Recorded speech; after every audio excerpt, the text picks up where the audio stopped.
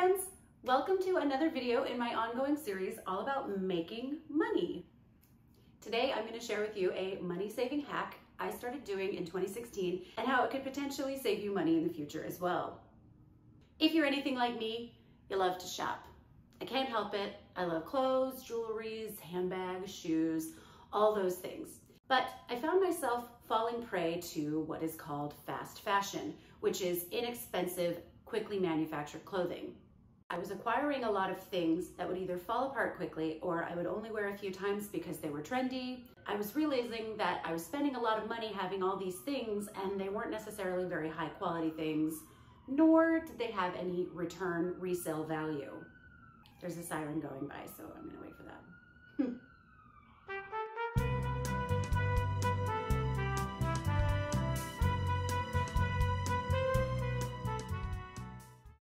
Midway through 2016, I discovered something called ShopGoodwill.com.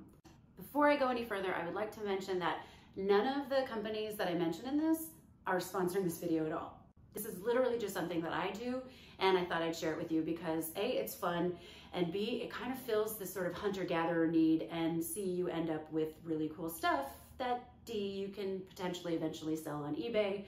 This video is also not about flipping merchandise. That's not what we're doing here.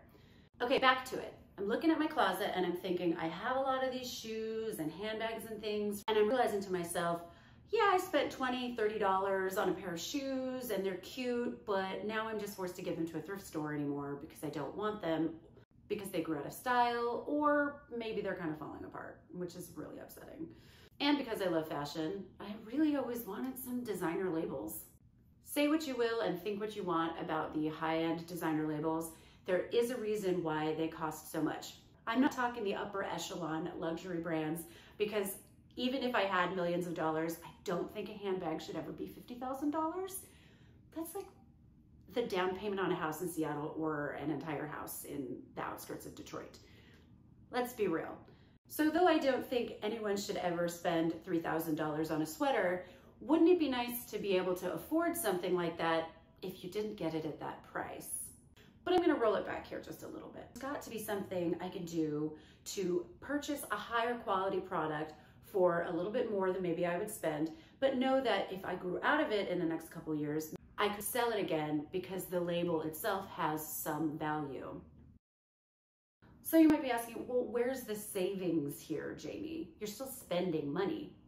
Yes, however, I'm spending less money in the long run because now that I have a handbag that I know is a good quality product, that I know has a high MSRP, even though I bought it for 30 bucks and maybe years down the line, it'll only sell for like 25. What does that mean? As long as I keep that in good quality, I'm literally maybe only gonna ever spend $5 to $10 on this handbag because it will always have some sort of return value. That's not guaranteed, but it is something that has worked over the years that I've noticed. So I started small with my closet. What do we love to wear? Black pants, black skirts, black clothing on the lower half of our bodies. Not all the time, but. And I realized on places like The RealReal, if you go to your search and your size and you hit the filter, search low to high, the first things that pop up are all of the staples that tend to be in black. So I went through and bought Prada skirts, Burberry pants, Prada pants, all of these gorgeous things, 25, 30 bucks a pop. Slowly over the years, all of the staples in my closet have been ported over into labels that I have purchased at a discount price, but I know are made well and have some return value. And that's where the money savings comes in. It's literally going to save you money in the long run because you're investing in valuable pieces that will always have some sort of capital return. A couple tips for when you want to shop European brand labels. Know your European size.